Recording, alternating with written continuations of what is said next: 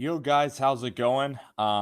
Welcome into Rover Sports. It is Tuesday, about noon Eastern time. Just wanted to tee up a video here. Just getting up, getting ready to start the day, gonna head into work, and then but this is work right now. Just wanted to give my thoughts on like what's going on in the football world. Know that I have a lot of fans that listen to the content, and just going to kind of share with you some quick thoughts on the weekend. And again, I'll probably be live, sometime tonight. We do like 10-minute spurts on the show. I know a lot of you guys are headed to work as well. But it's good to come on in here and talk to you guys. I enjoy that. So last night was an amazing football game. I think that Lamar Jackson just had cramps. They joked about him having to go to the bathroom. It was really a heroic effort to come back in and throw that pass to Hollywood Brown. Definitely gained my respect. Um, Lamar Jackson is a guy that I didn't think would work out at the NFL level, and he's playing very well right now. Now he is going to be held to a higher standard because of last year. Last night too, Baker Mayfield. I mean, this guy now with Kevin Stefanski, Baker Mayfield is making some unbelievable throws. I mean, the throw in the first half under a little bit of duress through like a 30-yard out route. I mean, just the ball's coming out with great velocity. He's playing really well. And I think that he plays better without Odell because he doesn't have to force feed the ball to Odell Beckham Jr. So last night, the Browns, their defense is freaking trash. It sucks. And I don't think that Stefanski and this Browns team, I mean, if they get into the playoffs, their defense is such dog shit. And you look at Andrews and Dejo and the linebackers, Olivier Vernon, they're not able to get down Lamar Jackson and really play elite level football. So the defense was absolutely disgusting last night for the Cleveland Browns. Now I know that Denzel Ward was out of the game, but it wasn't Baker's fault. I mean, Lamar would have dropped 50 points on that defense, and it's all because of the running game. The defensive plan was not good enough by the defensive coordinator there. The running game in Baker Mayfield played really, really well. Baker Mayfield had that one interception where Wink Martindale dropped that linebacker, but other than that, and also that might have been due to bad field position, but other than that, I mean, Baker and the Browns, the offense played pretty well. But unfortunately for the Browns, I mean, you look at this playoffs, and Pittsburgh is now headed on a downward trajectory. They've peaked. So it's now going to be Buffalo and Kansas City. And I thought that Pittsburgh could enter into that mix, but it's now clear as day. It's going to be Buffalo and Kansas City. And unfortunately for Buffalo, this damn unfortunately for Buffalo, the damn NFL, all they are is money hungry warlords.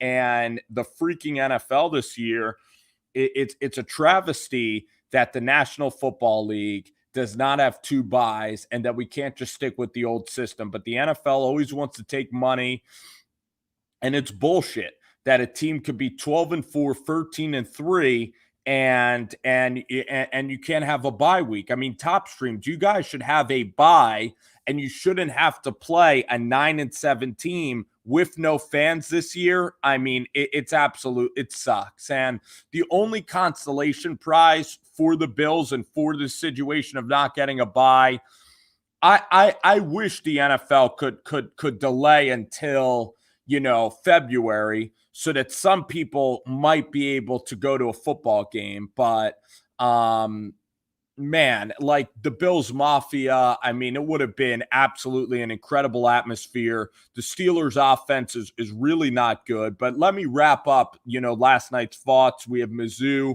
Broncos for life.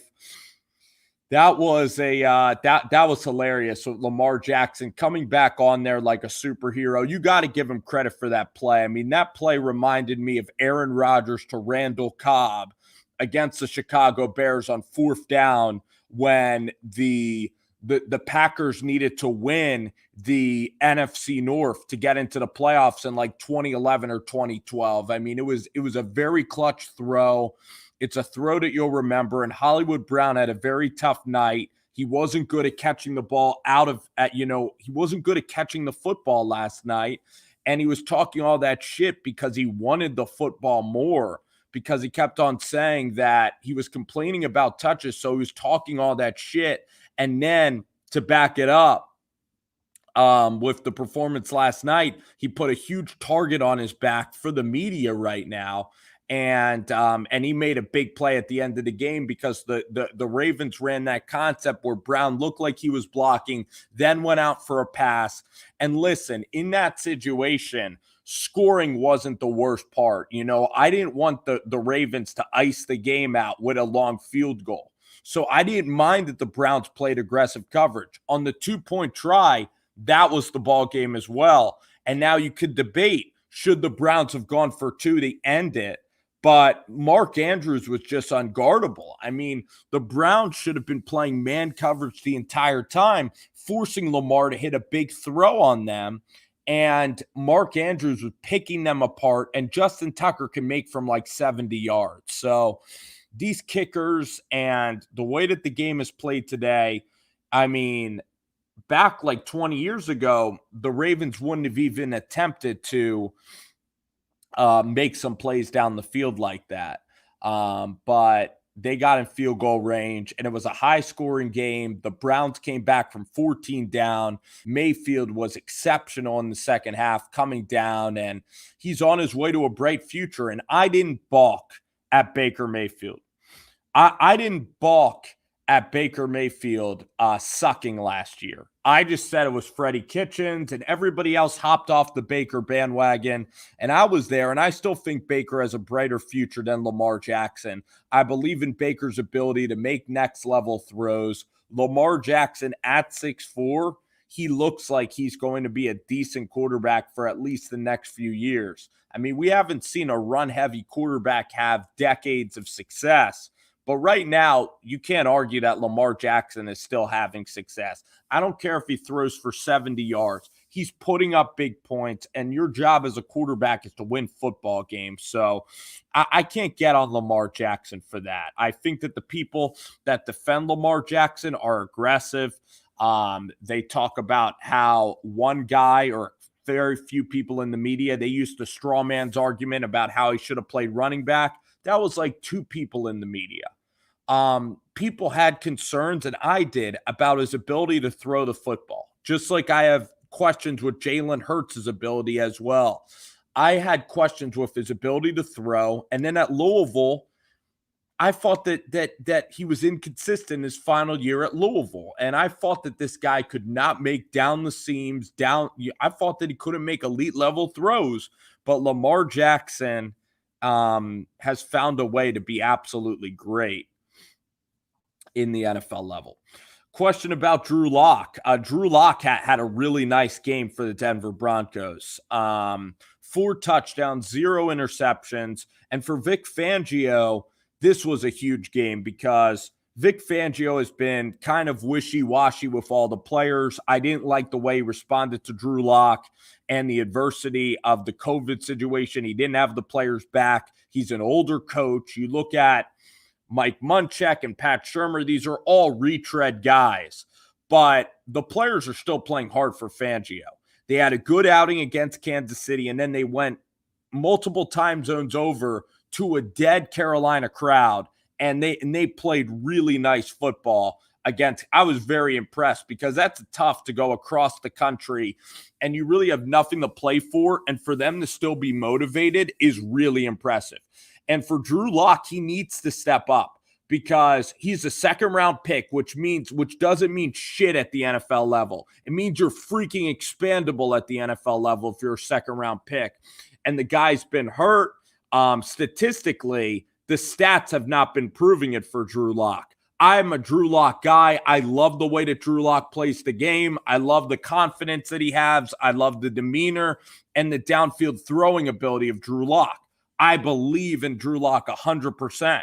But for him to go to Carolina and put it together, not only was it huge for Drew Locke as a Denver Bronco, but in case something happens in the offseason, he needs to elevate his stock. So you look at these next few games for Drew Locke, and I think that they're playing a dog shit fucking Oakland Raiders defense that sucks. By the way, Oakland fires Paul Gunfer. So, I mean, Oakland is just a dumpster fire on defense. I think their strength and conditioning is all sorts of messed up because the Raiders, they start out every year guns blazing, balls to the wall, playing great. But I think that by the end of the year, these other teams just have more energy. I think that it's something with the training camp structure of John Gruden that he needs to adjust because this Raiders team, yeah. Oh, this will be a great game. Two of my favorite quarterbacks, two Jordan Palmer guys, two QB Summit guys, Drew Locke, Josh Allen, this Saturday. I completely agree with you about Lamar Jackson and Josh Allen. Josh Allen is a better quarterback now. Josh Allen can make next level throws, and the Ravens fans, they're so defensive about Lamar Jackson. It's very similar to some NBA, to LeBron James and Russell Westbrook, or to maybe an Odell Beckham. It is like a following with Lamar Jackson. They feed off the doubt and the haters, so that they're perpetually angry, always trying to defend Jackson. And like last year, he was the best player in the NFL. I'm not going to argue it. This year, a little bit inconsistent, tougher schedule, but still playing at a super high level. It's just you've never really seen a quarterback run heavy offense in a very long time in the NFL. You'd probably have to go back 25 years to see a mobile quarterback, like maybe Randall Cunningham and Buddy Ryan's offense is the last time. Because Vic, they still tried to throw the ball to Algie Crumpler and things of that nature. But the Broncos, they have the Bills, which is a great game on Saturday. I mean, I can't wait for that game. And Drew Locke has to play decent against Buffalo. Not turn the ball over, make a couple of throws. And I think it's going to be good. Now a great point that you bring up there is that you're talking about Justin Herbert.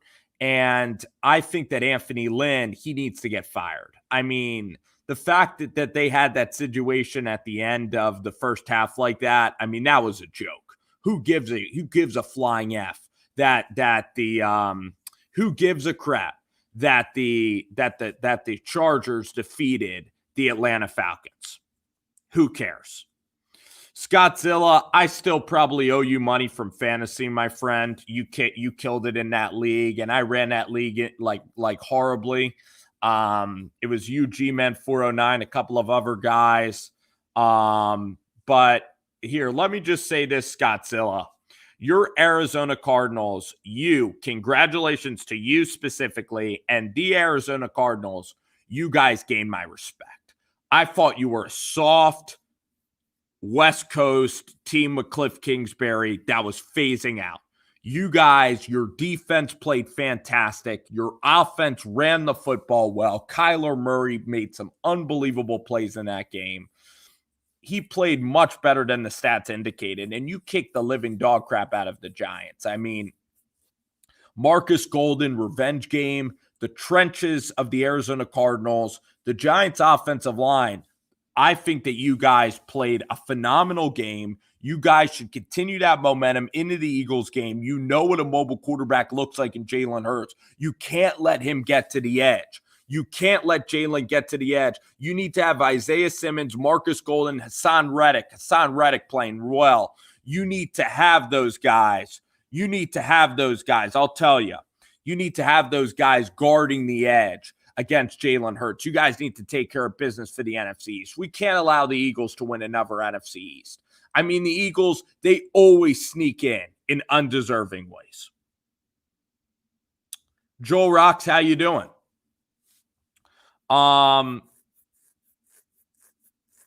Yeah, it looks like maybe both of those teams, Joel, can be in the wild card.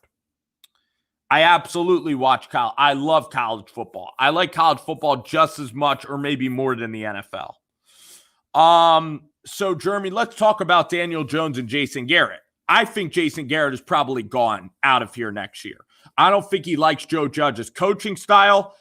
They fired Colombo. Joe Judge ruffles feathers. Jason Garrett probably thinks I'm above this 38-year-old guy. Jason Garrett is going to be fired in the offseason. There's a lot of moving parts with the Giants, okay? The offensive line coach, DeGuglielmo, he doesn't get along with a lot of guys, so it's still controversial that he's there. The offensive line was absolutely awful. It reminded me back to when the Giants first started the season. I mean, they were not picking up blitz pressures. They did not run the ball. Garrett was a train wreck. He couldn't get Wayne Gallman going. Wayne Gallman is this entire offense. Daniel Jones was playing better quarterback, but he's just not a top-level quarterback. And at best, you're going to need Daniel Jones to be a top 18 quarterback. And you watch Baker Mayfield and the velocity of Baker Mayfield and the talented throws that Baker can make. Daniel Jones just can't really throw the football. He's not even like Jared Goff. So the Giants, you look at this draft, and you got guys like, Zach Wilson, Trey Lance.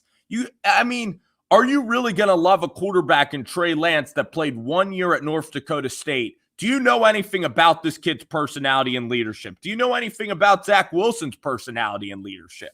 I don't know. So the Giants, I think a good move for the Giants and Dave Gettleman is you allow Gettleman 1 more year to get a wide receiver, pump up this team, let Jones have 1 more season, and see if he can do anything. Because in 2020, I like Spencer Rattler just as much as any of these guys. I like Carson Strong out of Nevada, reminds me of a Josh Allen. Now, he can't run like Josh Allen, but Carson Strong's going to be really good for the Giants. So you give Gettleman another year because Gettleman is a wizard with free agency. He hit on Blake Martinez. He hit on James Bradbury. He hit on all these guys. And you give Gettleman another year of drafting late. I mean, Carter Coughlin, Tay Crowder. You give Matt Pearl and Thomas, Shane Lemieux, Darnay, Xavier McKinney. I like how this roster is being built. You let Gettleman select 1 more draft, and then you bring in your new GM to draft a 2021 quarterback. Joel, I think Trask could be good for the Patriots, but I look at Kyle Trask and I love his personality because he's drier than an erase board, and that's what you want at the quarterback position. I hear a lot of Trask interviews. Trey Lance, immense amount of talent. Trey Lance from a small Minnesota town. Think he's a decent guy. I mean, he's down with Quincy Avery in Atlanta, and Quincy Avery has trained some of the best quarterbacks like Deshaun Watson, like Trevor Lawrence, like he's trained some good quarterbacks, Quincy Avery. So, Trey Lance is an unbelievable amount of talent. Is mobile, can throw with different trajectory levels. I think Trey Lance could absolutely be molded into a really, really good player. Thank you, Jeremy. I appreciate that. Johnny, Derrick Henry, it looks like you're going to catch him and you just can't. I mean, this AFC is fucking bonkers right now. And by the way, Joel, I think that you might need to get like another quarterback, but I think also you look at the Washington football team, Washington Redskins. I think that their defense, I give Ron Rivera a lot of credit. They never would have won these games in the past. I mean, their defense is playing unbelievably well. I give them I've never seen the Redskins play this well in all my life. This is a legit team. You can look back to Kirk Cousins in 2014. They got their ass pounded by the Green Bay Packers in that wild card game. So this is legit. You have Montez Sweat. You have Chase Young. I mean, this is all coming to fruition. You never thought that the Redskins would actually be fucking good at football. And I give them a ton of credit for beating the Steelers on the road. And then for going to the 49ers. This defense is playing great. I mean, you got the Redskins, the Washington football team, the Washington team. This Washington, they actually have a lot of like positive momentum on the defensive side. Rivera, to me, he might even be coach of the year. He's done an outstanding job. I don't think Rivera is this outstanding coach. I don't think that the Washington team is ever going to be a Super Bowl team. But the fact that they can win this division this year and the fact that they're playing this ball right now, considering all the injuries at the quarterback position, it's mad impressive how Rivera has changed the culture in Washington. I got to give him a ton of credit. I did not see that coming at all. I agree. Alex Smith, amen. Great story. Immense amount of respect for Alex Smith.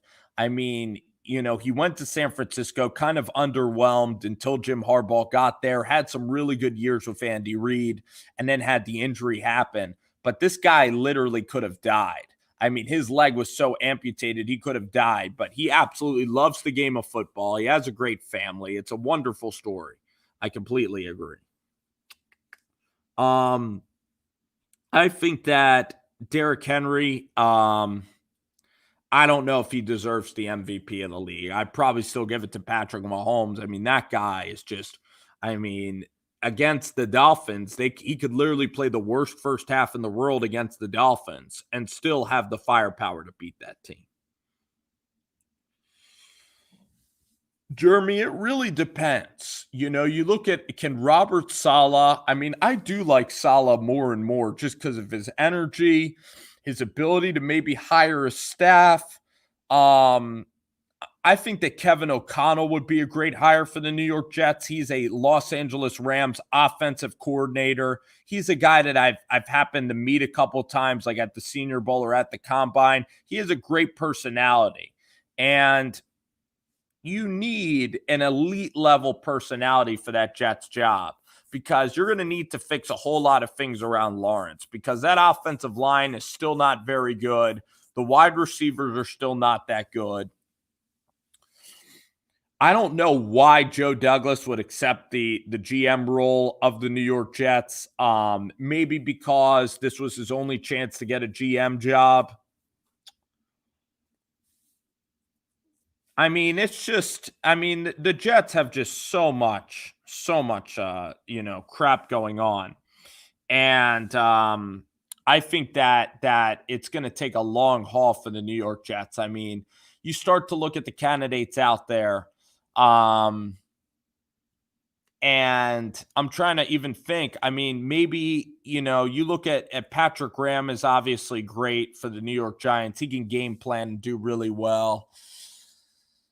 You look at Kellen Moore and the offense that has been run in Dallas. You also look at Joe Brady. I like a lot of those offensive coordinators.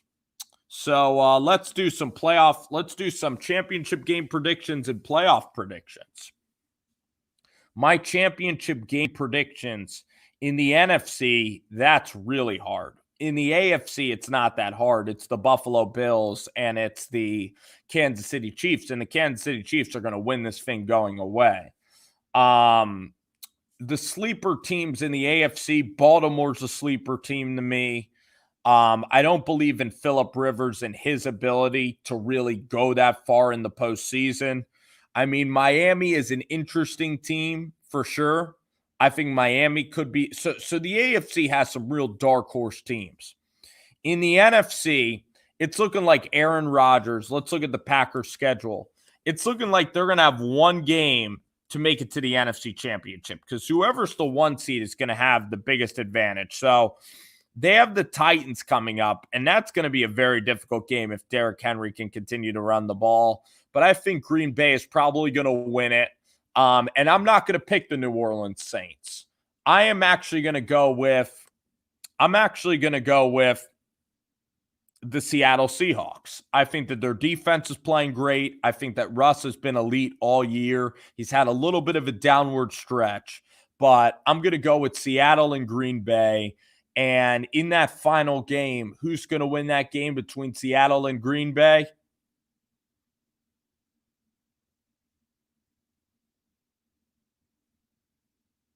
I think it could be Green Bay. It's going to be that game is going to be ridiculously tough to decide. I don't really like the Rams as much. I like Russell Wilson, that offense. I think with Jared Goff, if you can stuff the run, you can get after Jared Goff. Although Jared Goff's had a nice bounce back season this year. I mean, I don't trust Ryan Tannehill really with this offense. I mean, you still have AJ Brown and Corey Davis that are decent, but this Titans defense has not been good all year. I mean, they let the Steelers get up big. They let the Cleveland Browns absolutely dominate them. I mean, the Tennessee Titans. The Titans defense is just not good enough to win these high-level playoff games. And you still have the Colts that are still, I think, tied for first place in this division when you start to look at the AFC standings right now. You look at the AFC South. So you guys, yes, are tied with the Colts. You look at the Colts are playing a little bit better. The Titans, if they're going to have any chance, they need to win the home field advantage. But I don't trust Ryan Tannehill in a big spot. You saw Tannehill. He played decently well. He played a great playoffs last year. And Derrick Henry is playing great football. But I don't trust that defense that much. I think Connor Bazelak is a pretty damn good quarterback. I look at, moving on from Kelly Bryant, Eli Drinkowitz is a nerd, but he's absolutely fantastic. He's a decent coach. The defense is something that's going to take years to fix. Obviously, Larry Roundtree is really good. But the defensive side of the ball can get a lot better for Missouri. That Arkansas game for you guys to beat Arkansas, I'm impressed with what Sam Pittman has done this year.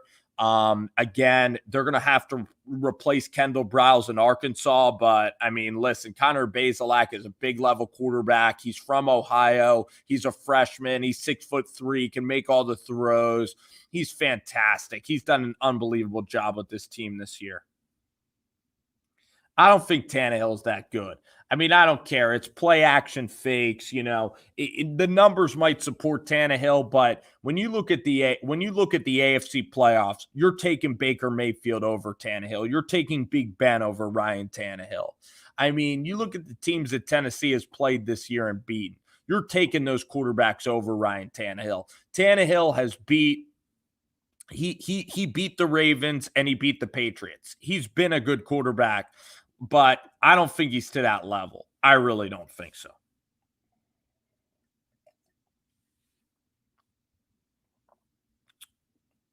I'm not a fan of Ryan Tannehill. It's all play action fakes. I'm not a fan of Tannehill. Maybe there's something about Tannehill where I'm still stuck up in the Miami days, and I just don't trust Ryan Tannehill that much. I just don't think Tannehill is that good. I think I'll give him credit.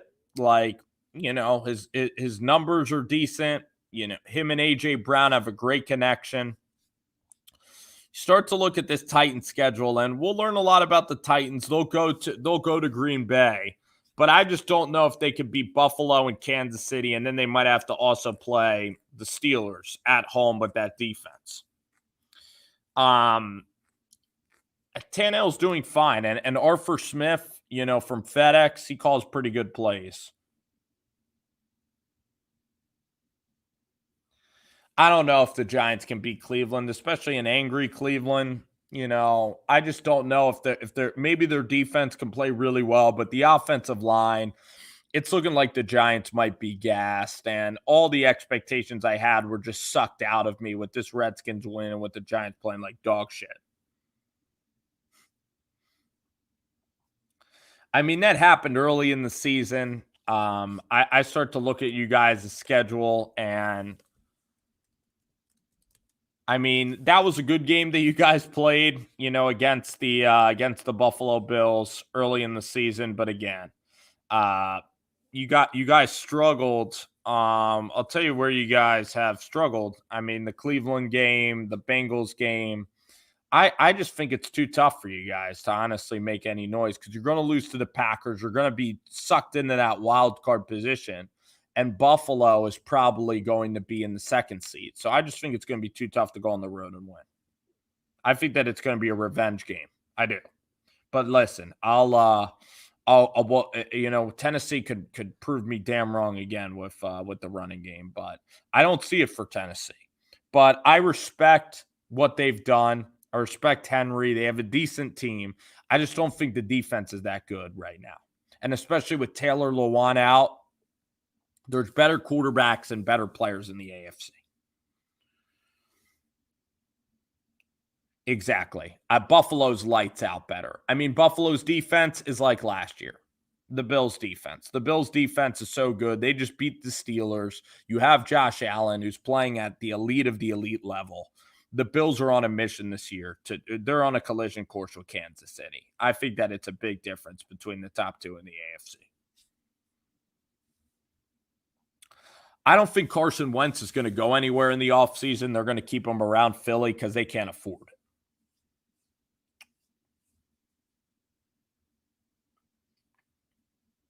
Jared Goff. Jared Goff is all right. Yeah, I like the Giants defense a lot, but I think Jason Garrett I think Jason Garrett is going to be fired, and I think that there's a lot of turbulence with the New York Giants right now.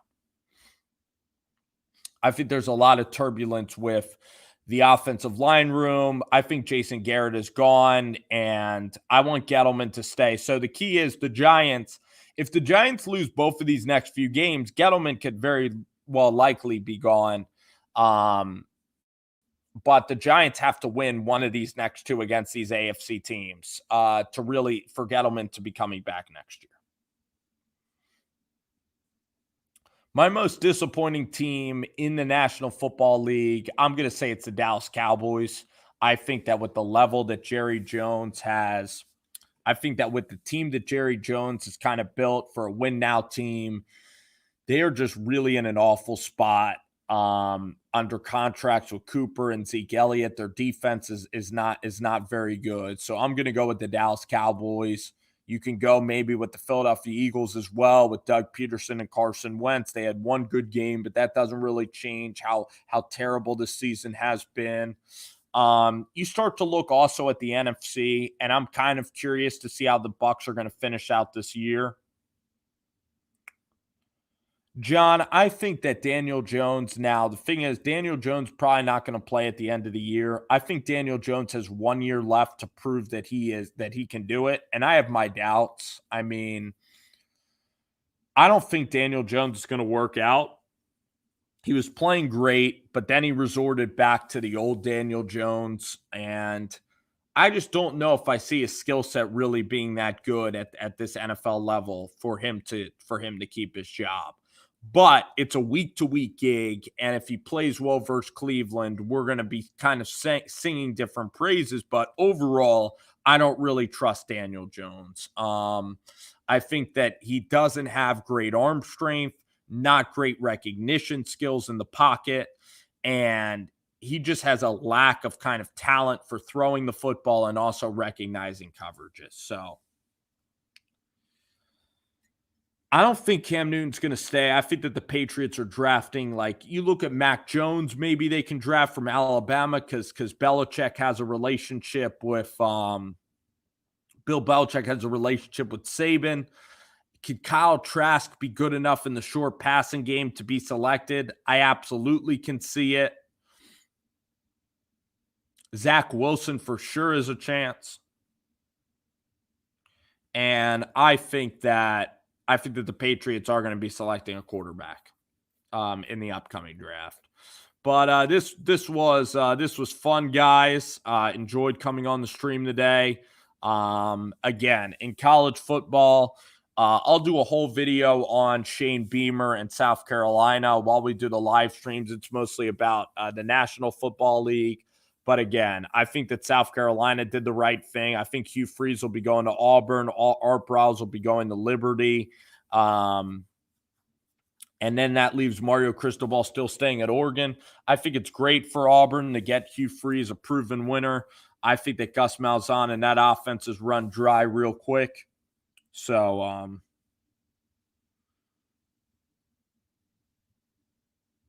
John, I completely agree with Daniel Jones. I just don't know if he has the downfield throwing talent that I'd look for. But there's so many games like you saw on Sunday with Daniel Jones. This year has just been a real bad year for Danny Dimes overall. And now you could argue that he needs another receiver. So maybe in the draft, instead of going in on a quarterback and firing Gettleman, you allow the Giants to get Devontae Smith or Jalen Waddle. You give them another weapon for the upcoming quarterback. You boost the defense up. You let Saquon Barkley lead the way next year, and you don't draft a quarterback. I'm fine with it. I'm fine with not pressing the panic button. I'm fine with looking towards the future of the organization. I think you let Jones come back for one more year. He played well enough in the Eagles game, played well enough against Washington both times. I think you allow Daniel Jones to come back for one final year. But again, I think that you boost up the entire roster around Daniel Jones so that the following year, when you're ready to select your rookie quarterback, you're going to have a great runway to rock. So I'm going to head out, guys. This was a lot of fun. Johnny, I appreciate you hopping in, man, representing the Tennessee Titans. It's going to be a great fight for this AFC Championship between the Titans, the Bills, the Steelers, the Chiefs. It was a crazy week in the NFL this week. I got tons of games wrong, I'll tell you that. It was wild. So thank you guys for joining the show today, and probably see y'all maybe tomorrow, maybe get a special guest booked up for the live stream. So for guys rolling in, I appreciate everybody coming in, and it's always fun doing this. So, alrighty, take care, guys.